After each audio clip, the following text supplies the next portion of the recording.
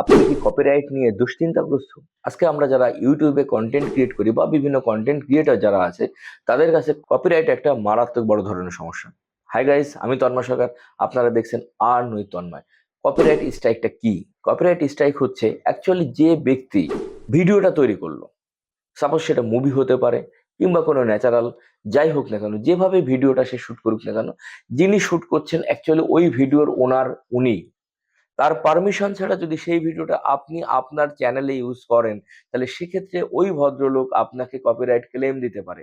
আর এই copyright claim থেকে যেটা আসবে, ইউটিউব যেটাকে বলে সেটাই হচ্ছে আপনার কপিরাইট স্ট্রাইক।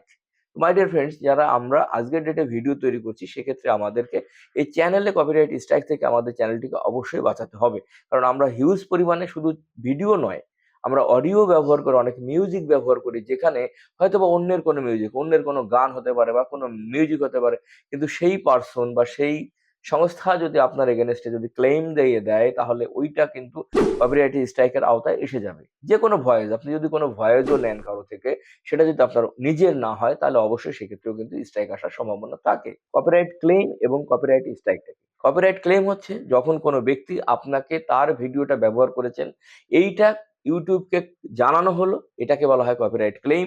এবং স্ট্রাইক হচ্ছে যখন ওই ক্লেইমের এগেনস্টে ইউটিউব কোনো অ্যাকশন নিচ্ছে, তখন আমরা সেটাকে বলি কপিরাইট স্ট্রাইক। একটা চ্যানেলে যদি পরপর তিনখানা স্ট্রাইক আসে, তাহলে চ্যানেলটা কিন্তু পার্মানেন্টলি ডিলিট হয়ে যাবে। সেই চ্যানেলটা আপনি চাইলেও আর কখনো ফ্রি আনতে পারবেন না।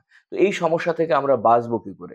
আমাদের দুটো বিষয়, আমরা ভিডিও এবং অডিও দুটো নিয়ে আমরা কথা বলবো, যে কিভাবে আমরা কপিরাইট স্ট্রাইক থেকে বাঁচতে পারি। মাই ডিয়ার ফ্রেন্ডস, এমন অনেক চ্যানেল আছে, এমন অনেক জায়গা আছে যেখানে কপিরাইট ফ্রি ভিডিও বা মিউজিক দিয়ে থাকে।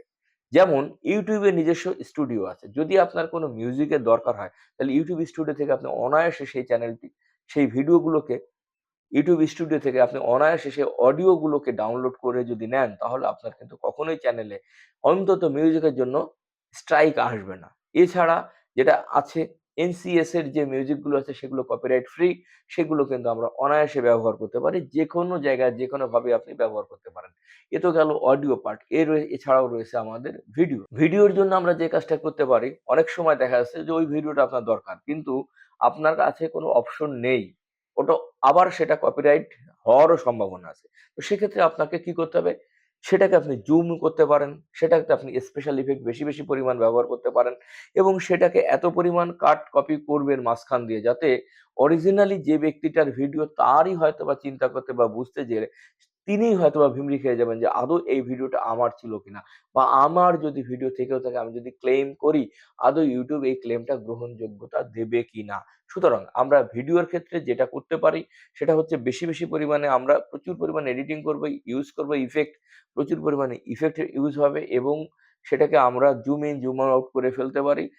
এইসব কাজগুলো করলে কিন্তু অরিজিনাল কনটেন্ট যার, তার পক্ষেও কিন্তু অনেক সময় বোঝা সম্ভব হয় না।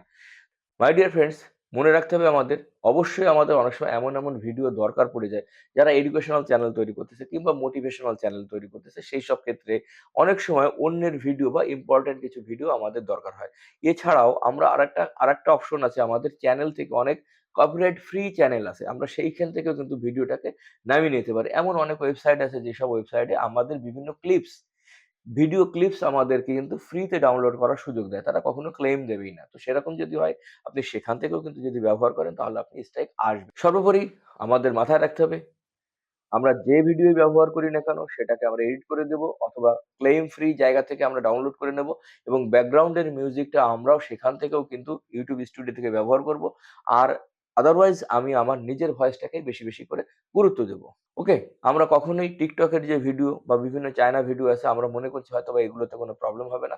আমরা সেগুলো কখনোই করব না। শুধু তাই নয়, আপনি অন্যের কোনো থাম্বনেইলটাও ব্যবহার করবেন না। অন্যের থাম্বনেইল ব্যবহার করলেও কিন্তু আপনার চ্যানেলে স্ট্রাইক আসতে পারে। আর আপনি মনে রাখবেন, যদি পরপর ৩ খানা স্ট্রাইক আসে, তাহলে কিন্তু চ্যানেলটা পার্মানেন্টলি ডিলিট হয়ে যাবে। মাই ডিয়ার ফ্রেন্ডস, যারা এতক্ষণ আমার সঙ্গে ছিলেন, প্রত্যেকেই বলব, এই ভিডিওটির উপরে কমেন্টস করুন এবং যদি একটু উপকৃত হয়, তাহলে অবশ্যই চ্যানেলটিকে সাবস্ক্রাইব করবেন এবং বেশি মানুষকে এটা শেয়ার করে দিন।